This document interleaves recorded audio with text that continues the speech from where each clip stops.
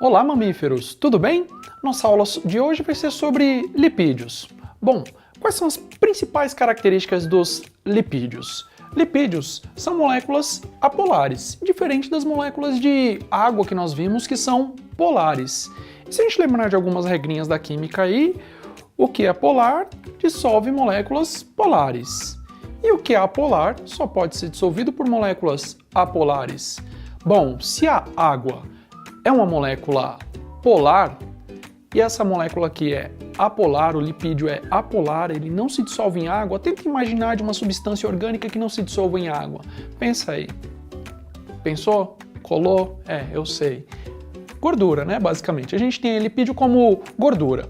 Então, eles são moléculas apolares, totalmente insolúveis em água, e a gente tem alguns tipos aí. Os principais tipos de lipídios são os glicerídeos, ceras, esteroides e fosfolipídios. Nós vamos tentar falar de cada um deles brevemente, mas para a gente tentar conhecer um pouquinho mais a fundo aí cada um deles e algumas particularidades. Os glicerídeos são moléculas compostas aí, são lipídios compostos basicamente de glicerol e ácidos graxos. O glicerol seria um álcool e os ácidos graxos são outros tipos de ácido aí, podem ser de 3 tipos diferentes ligados a essa molécula. Então esse retângulo aqui está representando o álcool, o glicerol, e aqui nós temos 3 ácidos graxos. Essa molécula em si, ela recebe o nome aqui de triglicerídeo, tá? Triglicerídeo. Essa daqui então seria o nosso glicerídeo ou triglicerídeo. O que eles são pra gente? Eles são conhecidos mais como óleos ou gorduras. E a gente pode observar aqui que óleos são diferentes de gordura. E qual que é a diferença entre óleo e gordura? Na temperatura ambiente, óleo está no estado líquido. Na temperatura ambiente, gordura vai estar no estado sólido, ou meio pastoso, mas basicamente estado sólido. Tá? E como é que óleo pode se transformar em gordura, né? A gente tem lá, por exemplo, a própria margarina, que é o nosso grande exemplo do dia a dia. A margarina é um óleo, na verdade, que é transformado em gordura. Ele é um óleo de uma cadeia insaturada, como a gente tem aqui, então tudo isso aqui vai ser ligação de carbono. Tudo isso aqui também é ligação de carbono. E aqui nesse último ácido graxo também ligação de carbono, uma dupla ligação. Esse carbono aqui vai ter, por isso que ele tem essa conformação. Isso é uma cadeia que na química orgânica é conhecida como cadeia insaturada, porque o carbono tem uma dupla ligação. E o que os químicos fazem? Normalmente eles adicionam um hidrogênio, nessa região, essa dupla ligação do carbono se desfaz, isso se torna uma cadeia saturada, tá? Uma cadeia saturada.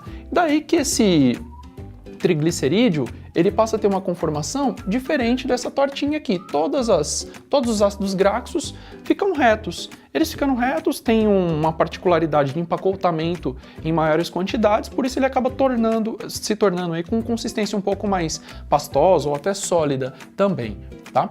Essas daí são as famosas gorduras saturadas que a gente tem, tá? Bom, nos vegetais, os glicerídeos eles têm função de reserva alimentar.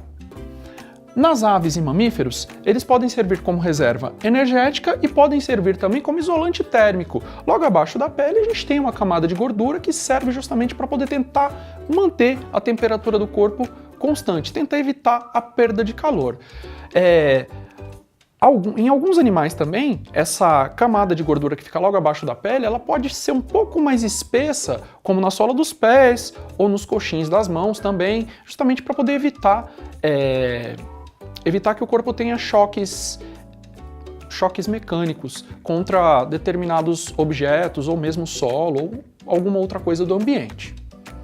Por último, temos as ceras nesse nosso primeiro quadro. As ceras são compostas de álcool, é um álcool diferente do nosso glicerol, e ácidos graxos.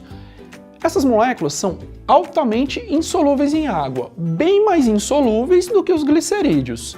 E essas ceras elas podem estar no revestimento de folhas de plantas, na construção de colmeias das abelhas, podem estar também no revestimento de alguns vegetais, aqueles vegetais mais brilhosos, né? A gente tem aí as ceras ou cerídeos, no caso, aí seria uma pequena variação que nós temos também. Temos também os esteroides. Observe a figura. Esteroides normalmente são compostos orgânicos com 4 anéis carbônicos. Então a gente tem aí 2 exemplos, né, mais gerais de esteroides, e a gente vai dar uma olhada nas características principais deles aí, na importância de alguns outros também. Bom, o colesterol, ele é importante para membrana celular, ele é precursor de hormônios como progesterona, estrógeno e testosterona. É uma substância que ela é produzida no fígado. Normalmente é uma substância de origem animal. E no ser humano, nos seres humanos, nos vertebrados, ela é produzida no fígado. Existe um grande problema com os esteroides, ou com o colesterol em geral, que ele é bem conhecido como vilão das dietas, né? Na verdade, não é necessariamente o colesterol. O que nós temos aí são 2 proteínas associadas ao colesterol, que se chamam lipoproteínas de alta ou baixa densidade. Nós temos lá o HDL ou LDL, que são proteínas. Não é o colesterol propriamente dito. São proteínas que vão fazer o transporte desse colesterol nos vasos sanguíneos. A proteína de baixa densidade, ou LDL, ela tem um pouquinho mais de dificuldade para carregar esse colesterol dos vasos sanguíneos. E esse colesterol acaba se depositando em várias regiões dos vasos sanguíneos e quando ele se acumula, ele pode obstruir parte do transporte de sangue e de nutrientes para o resto do organismo. Por isso aí que ele é conhecido como mau colesterol, mas ele não é necessariamente colesterol. HDL e LDL são proteínas associadas a lipídios e não colesterol propriamente dito. Tudo bem? Bom, além de colesterol, que é importante, né, como a gente pôde observar aqui por N motivos, nós temos também os fosfolipídios. Observe a imagem. O fosfolipídio, ele é um glicerídeo que está associado a um grupo fosfato. Esse grupo fosfato e esse glicerídeo, eles fazem parte das nossas biomembranas, das chamadas biomembranas, como a membrana plasmática. A membrana plasmática, ela é conhecida como, a estrutura dela é conhecida como uma bicamada fosfolipídica. Na aula de membrana plasmática tem isso bem detalhadamente, né? A bicamada fosfolipídica, e esses fosfolipídios são, na verdade, fosfatos associados a lipídios também, no caso aqui, o glicerídeo, um lipídio mais específico. E por último, nós temos aqui os carotenoides, que são pigmentos que são lipossolúveis, normalmente são bem conhecidos aí pela coloração avermelhada, alaranjada deles, né? E eles são importantes em alguns vegetais, porque eles ajudam a desencadear alguns processos de fotossíntese, e nos animais, ele tem origem lá no beta-caroteno, né? Na nossa dieta a gente vai pegar isso dos vegetais.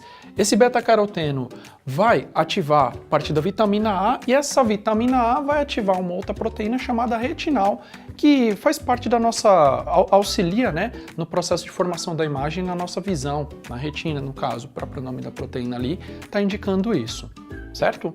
Bom, por hoje era isso, aula de lipídios. Até mais!